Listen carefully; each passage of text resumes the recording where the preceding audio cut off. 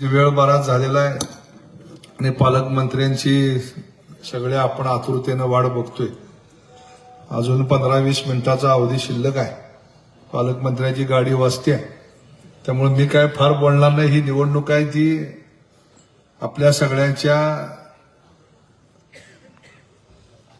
अस्तित्वाची म्हणणार नाही मी, परंतु तुमच्या काशेगाव गटातल्या जे काही तुमच्या गावातले प्रश्न असतील त्या गावाच्या प्रश्नाशी निगडीत असणारी निवडणूक आहे.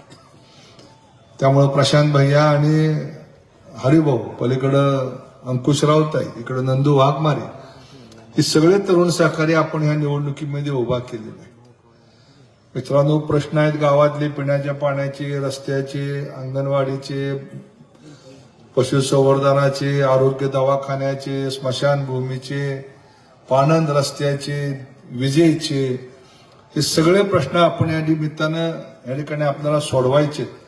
पण ते सोडवत असताना जर शासन आपल्या पाठीमागे नसेल तर कुणीच जिल्हा परिषद आणि सदस्य असेल, पंचायत समिती सदस्य असेल, या ठिकाणी काम करू शकत नाही किंवा निधी देऊ शकत नाही.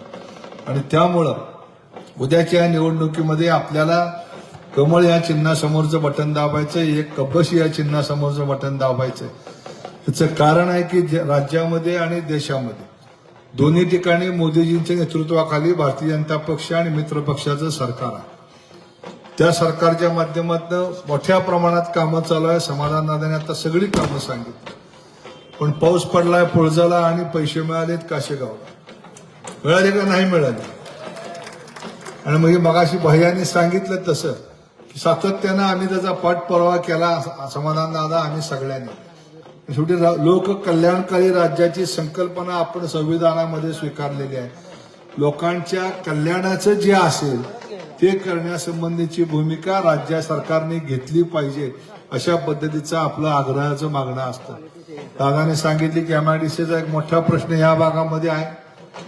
नॅशनल हायवेच्या माध्यमातून या ठिकाणी आपल्याला पुढच्या भागात प्रश्न सोडवायचे. पण दुर्दैवानं आज तुमच्या पुढे उमेदवार आलेले आहेत. त्यांचे पक्ष कुठले आहेत, चिन्ह कुठले आहेत, कुणालाच माहित नाही. कालपर्यंत वेगळे होते, आज म्हणले एक झालं. आता एक झालं म्हणणाऱ्याची जी उभा केलेली माणसं आहेत ती म्हणतात की आम्ही कुठं अर्ज काढला.